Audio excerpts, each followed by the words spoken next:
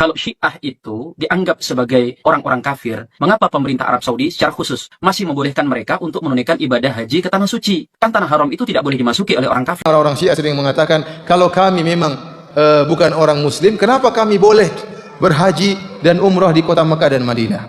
Jawabannya, karena KTP-mu KTP Islam, Islam. Coba kalau KTP-mu KTP Syiah, dia tidak akan masuk di mana? Di Arab Saudi. Jangankan kamu, bahkan orang-orang Ahmadiyah yang jelas-jelas kafir mengaku ada nabi baru boleh berhaji di Mekah dan Madinah. Kenapa? KTP-nya KTP Islam, KTP Muslim. Tapi kalau KTP-nya Ahmadiyah tidak akan dibiarkan masuk. Teman-teman yang dirahmati Allah Subhanahu wa Ta'ala, pernah nggak sih kita bingung kalau Syiah dianggap menyimpang? Kenapa mereka tetap diizinkan berhaji ke Mekah? Bukankah tanah haram tidak boleh dimasuki orang kafir? Ternyata jawabannya tidak sesederhana yang kita kira. Ada hikmah besar dan strategi yang jarang dipahami oleh banyak orang.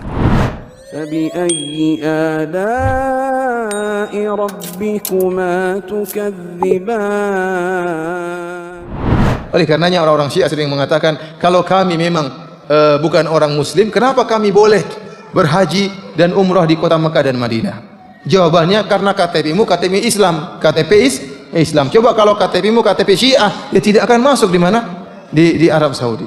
Jangankan kamu, bahkan orang-orang Ahmadiyah yang jelas-jelas kafir mengaku ada nabi baru boleh berhaji di Mekah dan Madinah. Kenapa? KTP-nya KTP Islam, KTP Muslim. Tapi kalau KTP-nya Ahmadiyah tidak akan dibiarkan masuk. Oleh karena ikhwani fillah azanillahu yakum, bagaimanapun kita berbuat adil kepada mereka, kita tetap harus berhati-hati. Karena orang-orang Syiah mereka punya makar.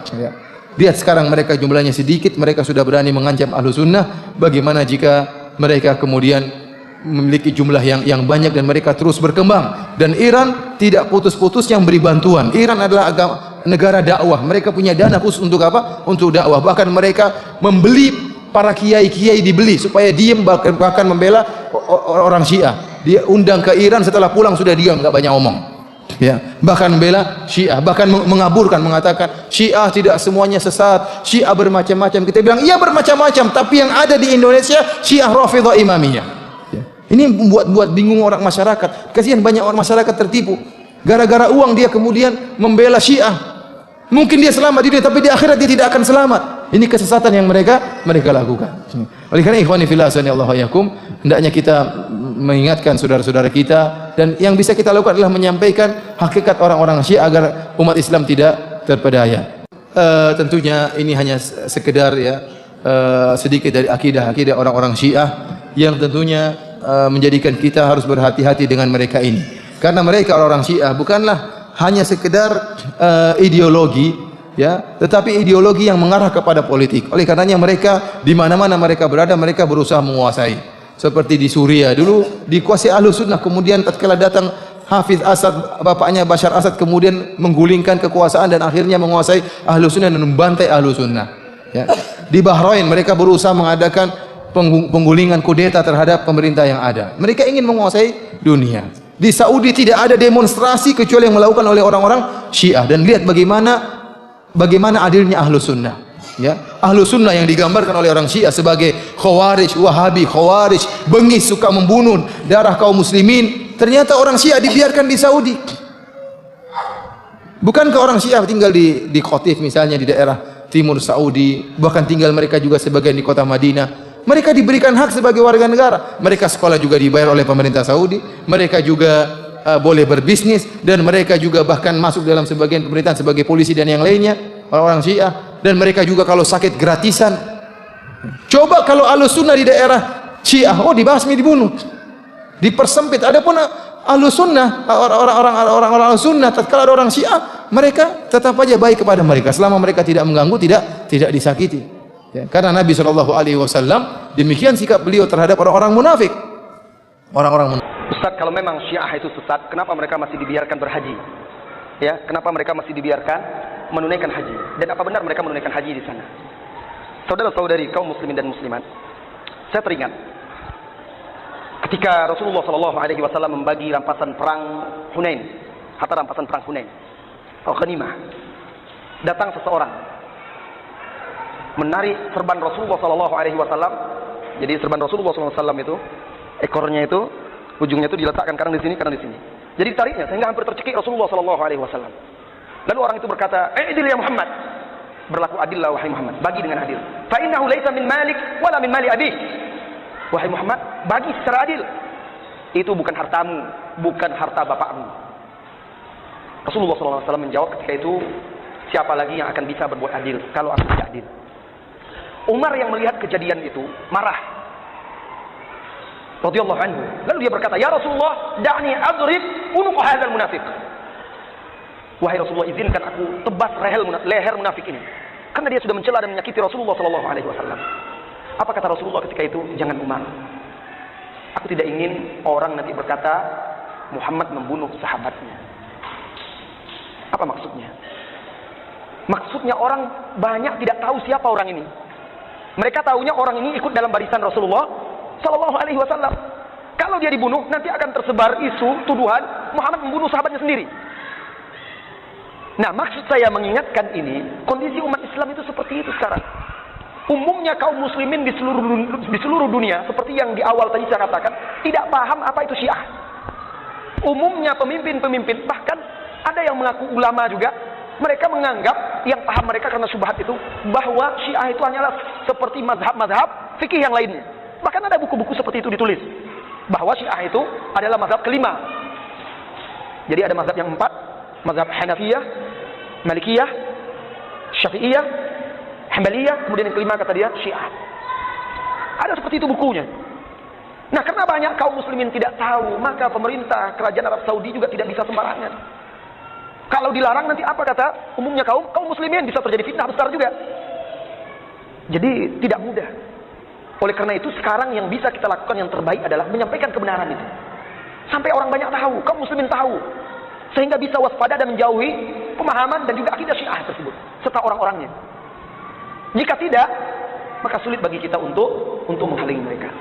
Jadi pertama memang kalau seandainya barangkali itu kebijakannya, kalau seandainya dihalangi karena kaum muslimin mayoritas tidak mengetahui hakikat itu, bisa terjadi fitnah yang lebih besar. Kedua, namun begitu para ulama-ulama di sana tetap bersikap tegas terhadap kaum Syiah. Saya ingat di tahun saya terakhir kuliah di sana, di Madinah. Ketika itu ada kunjungan salah seorang tokoh dari Iran. Kunjungan menteri kalau saya tidak salah itu, di tahun 2000. Dan ketika sholat Jumat, dia sholat di depan. Khatib ketika itu Syekh Huzaifi, hafizahullah, Imam Masjid Nabawi. Dan tanpa disangka oleh orang banyak, dan juga tidak diduga oleh menteri Syiah ini, tamu yang datang dari Iran itu,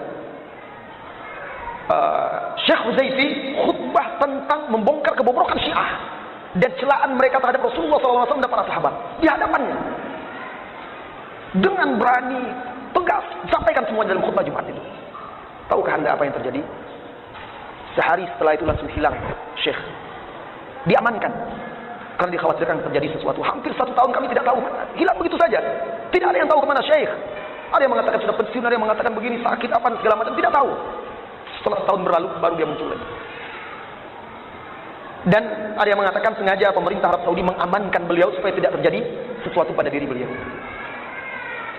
Nah, jadi ulama-ulama di sana, mereka tetap menyampaikan kebenaran itu kepada kaum muslimin.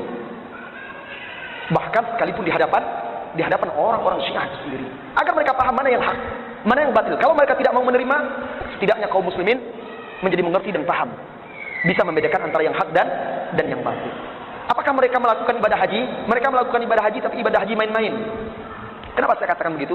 Banyak dari prosesi ibadah haji yang mereka lakukan berbeda dengan ibadah haji yang dilakukan oleh kaum muslimin. Banyak sekali perbedaan-perbedaannya. Jadi boleh dikatakan mereka berhaji itu seperti takliyah. Dan beberapa tahun yang lampau, berkali-kali mereka membuat kegaduhan dan keonaran di tanah haram, sehingga bahkan pernah sampai menimbulkan korban ketika mereka menebarkan ranjau-ranjau paku di Masjidil Haram dan tertangkap pelakunya ternyata orang mereka, sehingga ketika itu banyak korban-korban yang terluka dan lain sebagainya. Intinya kenapa mereka tidak dilarang? Karena memang kondisi kaum muslimin yang sekarang belum tahu benar apa itu hakikat Syiah, membuat kebijakan-kebijakan pemerintah di sana sulit sekali untuk menghalanginya. Allahu a'lam bishawab. Teman-teman yang dirahmati Allah Subhanahu wa Ta'ala, pernah nggak sih kita bingung kalau Syiah dianggap menyimpang? Kenapa mereka tetap diizinkan berhaji ke Mekah? Bukankah tanah haram tidak boleh dimasuki orang kafir? Ternyata jawabannya tidak sesederhana yang kita kira. Ada hikmah besar dan strategi yang jarang dipahami oleh banyak orang. Teman-teman yang dirahmati Allah Subhanahu wa Ta'ala, Ustadz Firanda Andirja menjelaskan bahwa diizinkannya sebagian orang Syiah untuk berhaji bukan berarti pengakuan terhadap akidah mereka. Ini murni masalah administratif. Dalam dokumen resmi seperti paspor, mereka tercatat sebagai Muslim. Pemerintah Saudi tidak mungkin menguji akidah setiap orang di pintu masuk. Yang dilihat adalah identitas formal. Namun bukan hanya itu, ada alasan kedua yang lebih dalam, yaitu untuk mencegah fitnah yang lebih besar. Mayoritas kaum muslimin di dunia masih belum memahami hakikat penyimpangan Syiah. Jika mereka dilarang berhaji secara terbuka, bisa muncul tuduhan bahwa Saudi melarang sesama muslim beribadah. Ini justru akan menimbulkan kekacauan dan persepsi buruk terhadap Islam. Alasan ketiga adalah meneladani hikmah Rasulullah Shallallahu Alaihi Wasallam.